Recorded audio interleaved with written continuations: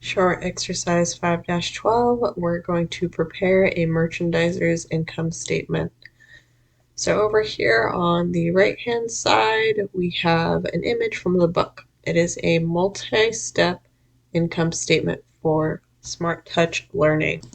So we start off with net sales revenue, and remember, is sales revenue recorded net of sales discounts and sales returns and allowances.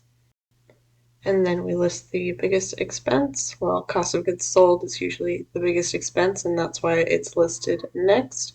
We subtract that from net sales revenue, and that gives us gross profit. So we are going to be following this format as we do this problem.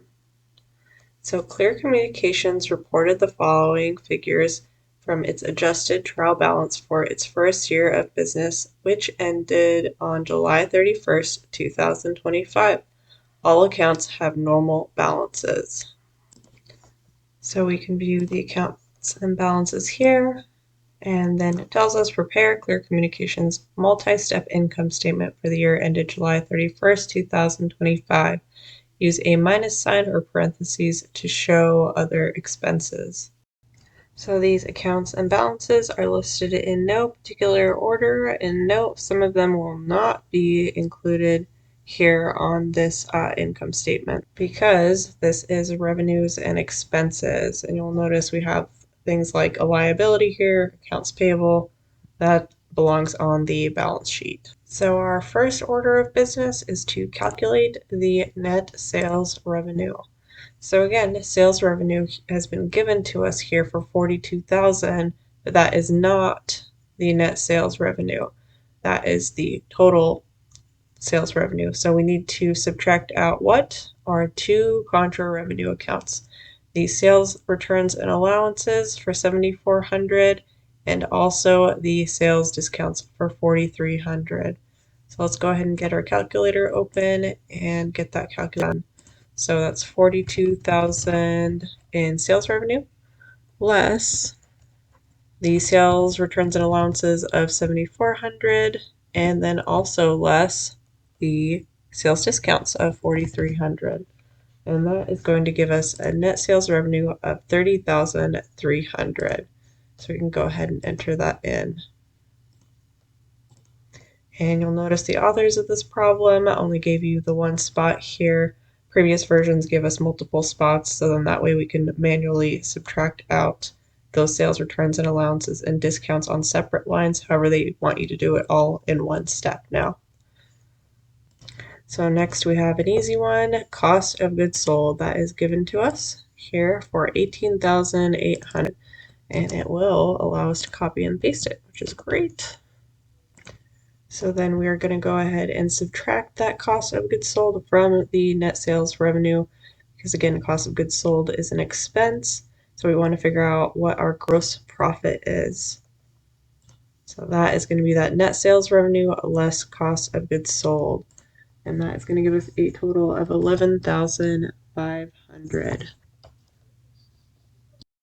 And then reviewing our example income statement, we're going to list our operating expenses next. So we're going to need our operating expense label here. And then we'll go down our list to find all of our operating expenses. So we have a selling expense for $1,300. So we will input that next.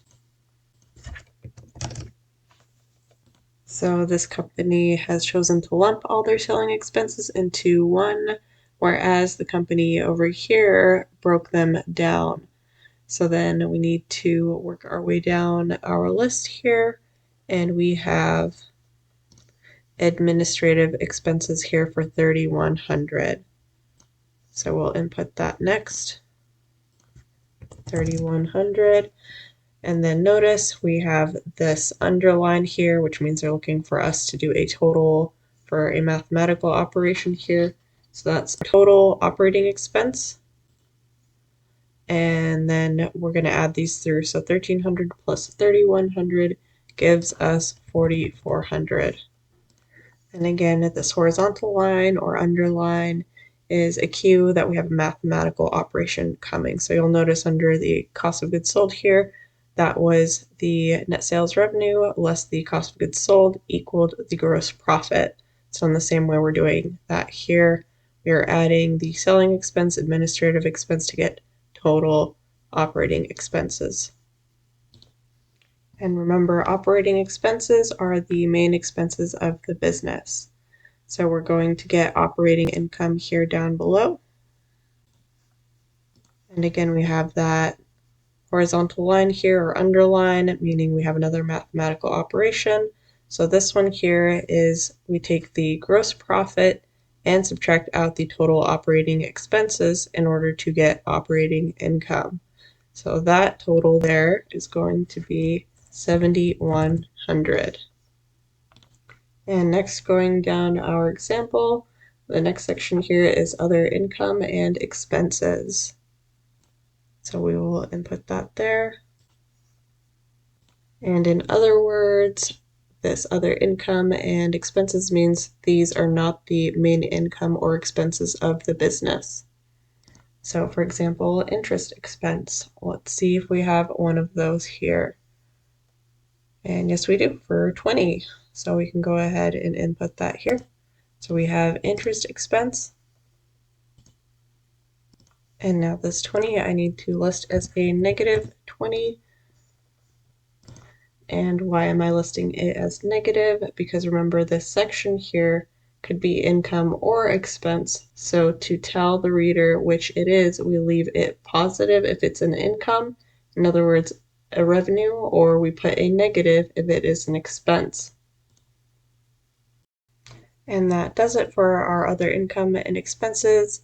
So you'll notice we have a line down below here for the total. So that is total other income and expenses. And that was, again, just that negative 20. Because yet again, notice this horizontal line or underline. So now we are finally at net income or loss. So right here, we have our operating income total of 7,100 less the total other income and expenses in this case, because this is a negative 20.